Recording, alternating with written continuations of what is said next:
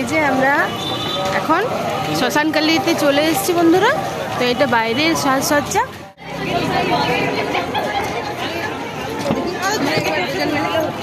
দুজন মিলে সেলফটা আগুন বিকেল থেকে ফটকা ফাটাচ্ছে, দেখো বন্ধুরা।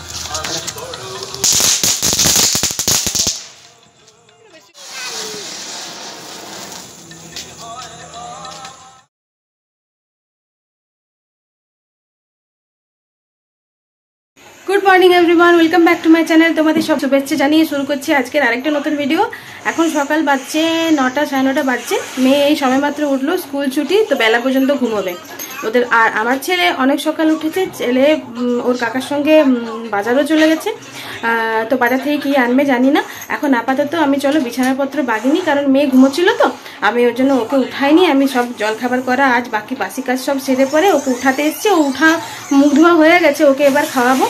তোমার দাদাভাই স্নান করে এখন দোকান যাওয়ার জন্য রেডি হচ্ছে। বিছানাপত্র এখনো থই থই করছে, চলো আগে বিছানাপত্র বাগিনি। কাপড় জামাগুলো এখনো মেলা হয়নি, কাপড় জামাগুলো জল ঝরতে দেওয়া আছে, ওগুলো একটু পরে মেলবো। আগে মেয়েকে খাইয়ে নেবো, তারপরে জলখাবার তো করা হয়েই গেছে। পূজাকেও খাবার দিয়ে চলে এসেছি উপরে। আজকে প্লেন একটু মুসুরির ডাল সেদ্ধ করেছি আর রুটি করেছি। আর বাজার থেকে যদি চপটপ নিয়ে আসে তাহলে হলো, সকালে জলখাবার কমপ্লিট।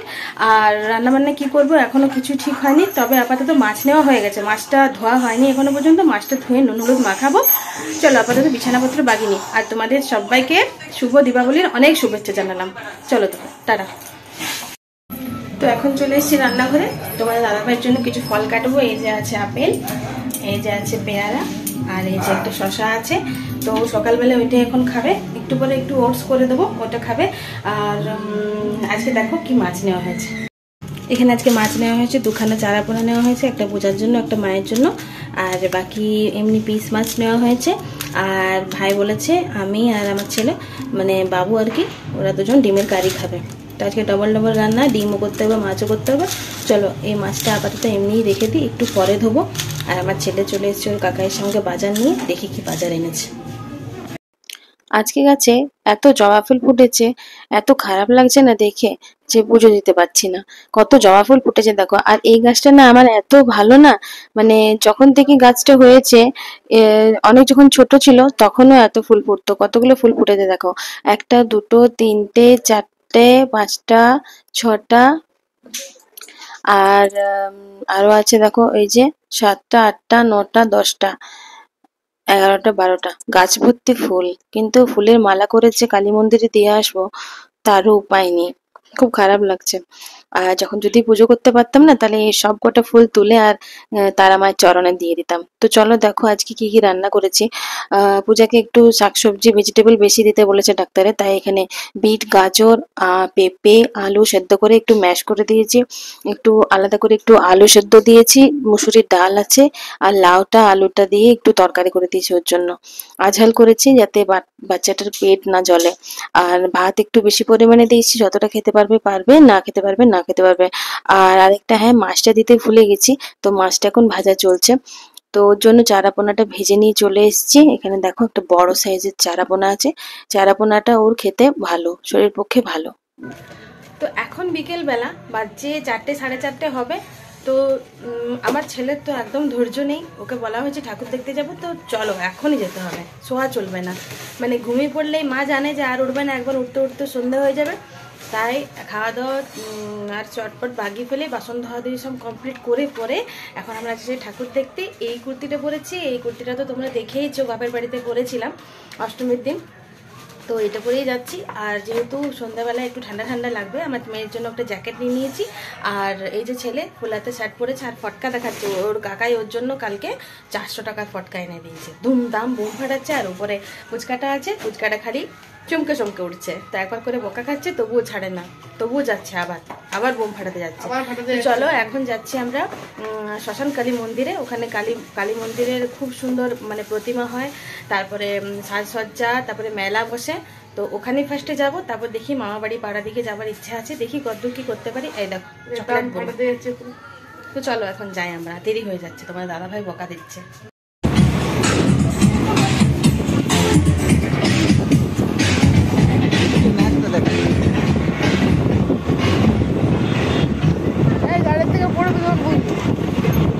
লাইটগুলো এখনো দেয়নি। লাইট, চন্দননগরে, সরি কৃষ্ণনগর বলছি আমি। তুমি কি নেবে ভাইয়ের জন্য?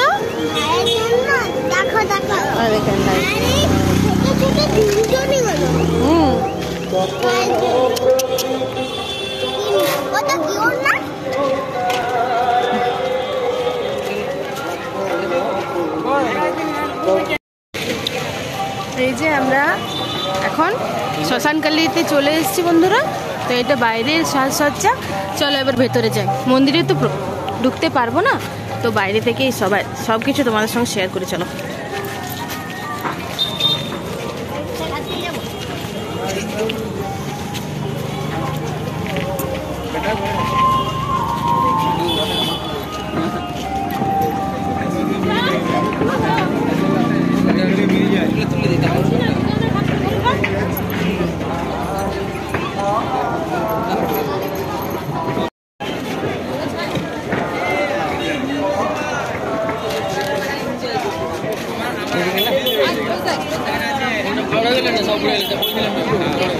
না ঠিক মতো হচ্ছে না এখানে।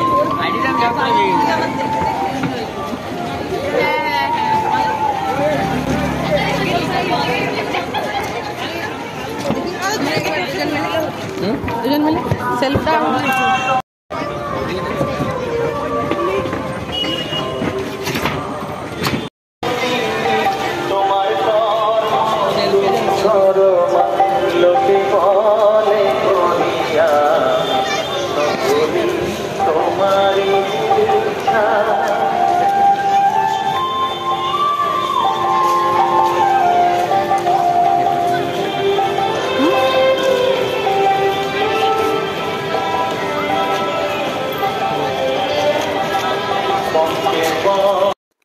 যেহেতু এসেছি শ্মশান মায়ের মন্দির, তো এখানে দেখো একটা এত বড় ভূত করেছে না, মানে কি বলবো। আর আমার ছেলেকে বললাম তুই একটু ক্যামেরাটা ধর, আমি এই ভূতটার সামনে দাঁড়িয়ে একটু ছবি তুলবো।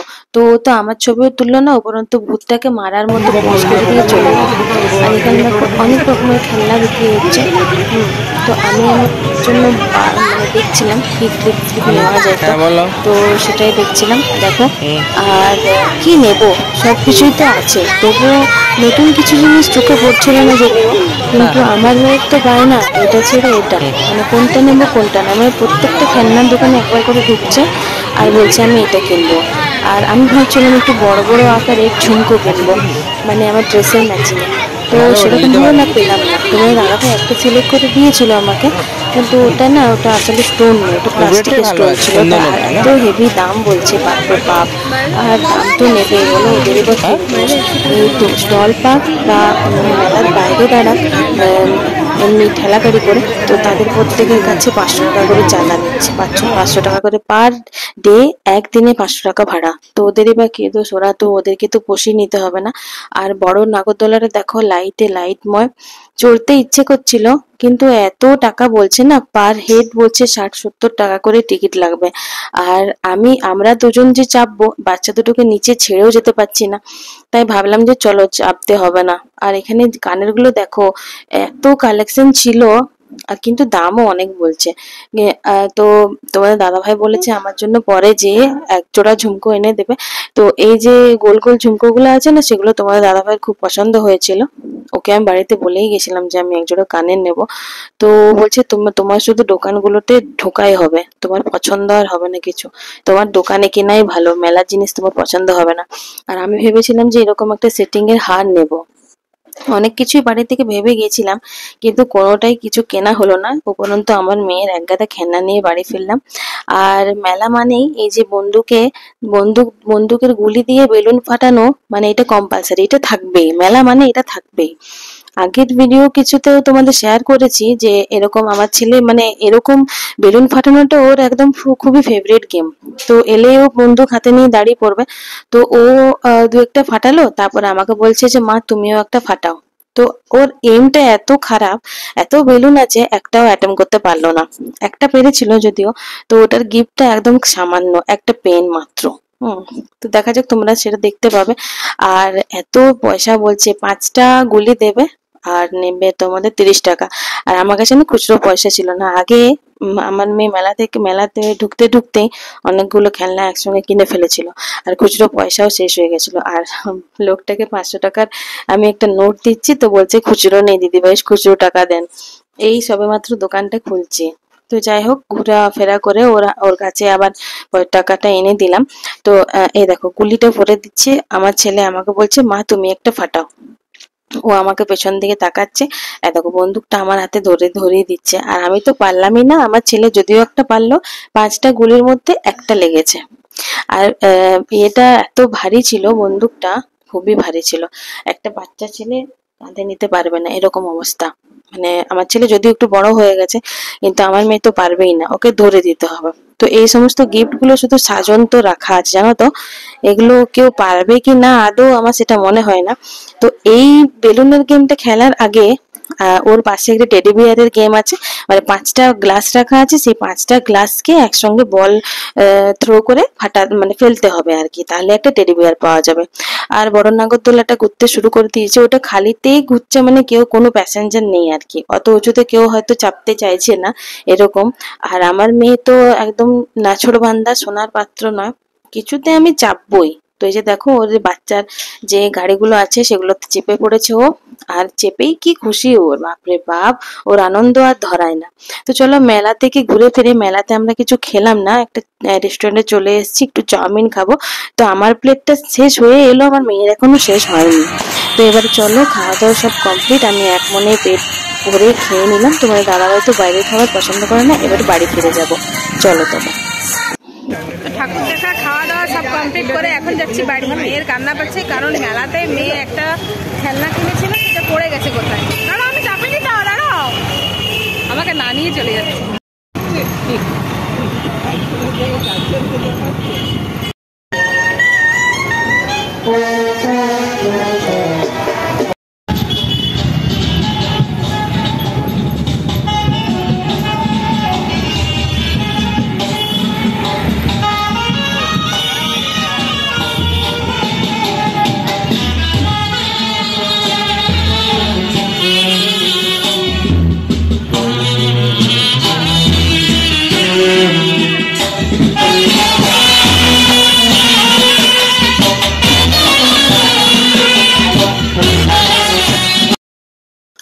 তো বাড়ি ফিরে একটু তাড়াতাড়ি চলে এসেছিলাম, আর অল্প কটা রুটি করলাম।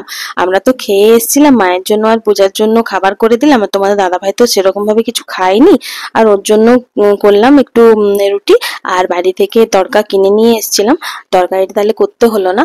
আর এখানে কালী পুজোর দিন তো তো আমার ঘর দোর কি অন্ধকার থাকবে, তাই এই যে মোমবাতি জ্বেলে দিয়েছি, প্রদীপ আনা হয়নি।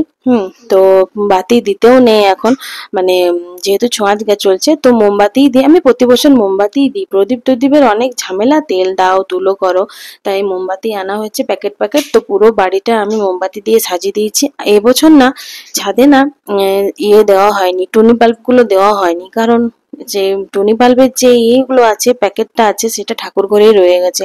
ওই যে লক্ষ্মী পুজো করেছিলাম, ঠাকুর ঘরটা একটু আলোয় আলোকিত করেছিলাম, আমার ছেলেই করে দিয়েছিল, আর বার করানো হয়নি। তারপরে এই যে পূজার বাচ্চা হলো, পুচকে সোনা হলো, তো তাই আর ঠাকুর ঘর থেকে বার করানোই হয়নি, লাইটটা ঠাকুর ঘরেই রয়ে গেছে। তাই আর কি এবছর ছাদে আর দেওয়া হলো না, সেই দিক থেকে একটু মনটা খারাপ ছিল। কিন্তু যাই হোক, চলো, একটা এত মন খারাপের মধ্যেও একটা আমাদের আনন্দের সুখবর, আমাদের পুচকোষণা হয়েছে।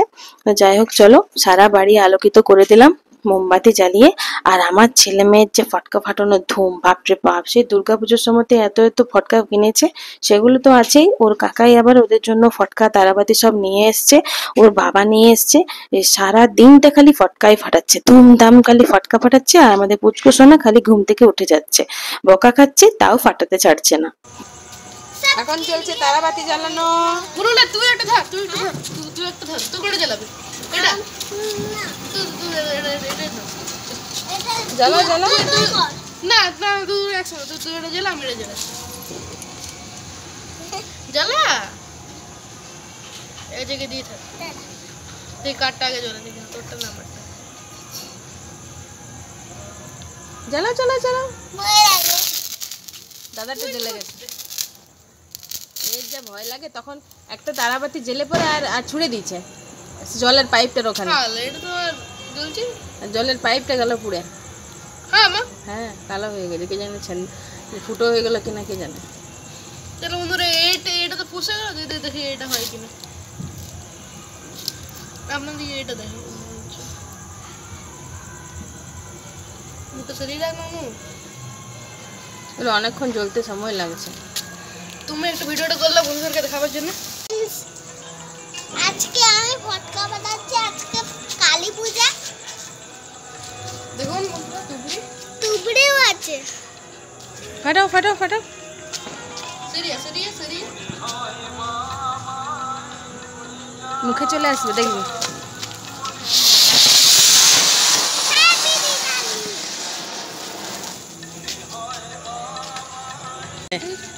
তো এখানে আপনারা তুপড়ে দেখলে এখানে চুটপুট। আমার কি অবস্থা, মুখ চোখের কি অবস্থা, কোন বিকেল থেকে ফটকা ফাটাচ্ছে দেখো বন্ধুরা।